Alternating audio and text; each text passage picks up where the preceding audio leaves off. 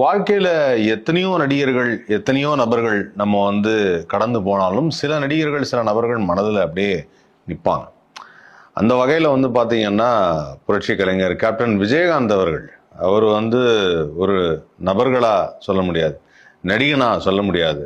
அது எப்படி சொல்றதுன்னே தெரியல. ஏன்னா, அவரு நம்மோட கலந்துட்டார் அப்படின்னு தான் சொல்லணும். ஏன்னா, விஜயகாந்த் ஏராளமான படங்கள் பண்ணியிருக்காரு. நெறைய பேருக்கு தெரியும். அவர் மதுரைக்காரன்னு தெரியும். மதுரையிலேருந்து அவரு பண்ண படங்கள் எண்ணிக்கையும் ஜாஸ்தி. நிறைய படங்கள், நிறைய கதாபாத்திரங்கள், நிறைய ஆக்ஷன் படங்கள். அவர் ஆக்ஷன் படங்களுக்கு பேர் போனவர். அதே சமயத்தில் இது ஒரு பக்கம் இருந்தாலும் அவரை பற்றி யார் கேட்டாலுமே ஒன்று சொல்லுவாங்க. அதாவது என்னென்னா, அவர் ரொம்ப மனிதாபிமானம் உள்ளவர் சார். சக மனிதர்களை அப்படி மதிப்பார். சக கலைஞர்களுக்காக நிறைய உதவி செஞ்சுருக்காரு இப்படின்னு நிறையா சொல்லிகிட்டே இருந்தாங்க. அந்த வகையில் கேப்டன் விஜயகாந்த் அவர்கள் எப்போதுமே அவர் வீட்டுக்கு போனாங்கன்னா முதல்ல சாப்பிட்டியான்னு கேட்குறது, சாப்பாடு போடுறது, அதை தான் ஃபஸ்ட்டு இது பண்ணுவாங்க. அதுக்கப்புறம் தான் மற்றெல்லாம் பேசுவார் அப்படின்வாங்க. அந்த மாதிரி அவர் வளர்த்து விட்ட, அவரால் வாய்ப்பு கிடைத்து பயன்பெற்ற நடிகர்கள் ஏராளமான பேர். அதுக்கு ஒரு எக்ஸாம்பிள் லிவிங்ஸ்டன் அவர்கள் அந்த பூந்தோட்ட காவல்காரன் படத்தில் என்னை அறிமுகப்படுத்தினதுக்கு, என்னை நடிக்க வச்சதுக்கு ரொம்ப நன்றி அப்படின்னு சொல்லுவார். ஆக்சுவலாக என்னன்னா, அவர் ஒரு டைரக்ஷன் சான்ஸ்க்காக வந்தவரை நடிக்க வச்சிருக்கார் லிவிங்ஸ்டனை. அந்த மாதிரி விஜயகாந்த் சார் ஏராளமான பேருக்கு வாய்ப்புகள் கொடுத்துருக்காரு. பல புதிய இயக்குநர்களை அறிமுகப்படுத்தியிருக்காரு.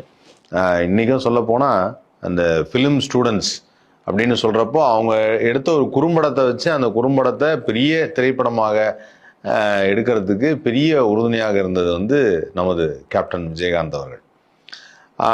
அவருடைய கெரியரில் யாரும் அவரை எதிர்த்து பேசினது அப்படிங்கிறது கிடையாது. எல்லாருக்குமே அவரை ரொம்ப பிடிக்கும். அதாவது மொத்த இண்டஸ்ட்ரியுமே, அது குறிப்பாக சொல்லணும் பார்த்தீங்கன்னா 2002 ஒரு பாபா ரிலீஸ் ஆகிறதுக்கு முன்னாடி, ஓகே, 2002 ஒரு பெரிய விழா, நட்சத்திர கலை விழா. இந்த நட்சத்திர கலை விழாவில் நிறைய பேர் கலந்துக்கிறாங்க. நிறைய பேர்னா ஒட்டுமொத்த நடிகர் பட்டாளமே கலந்துது.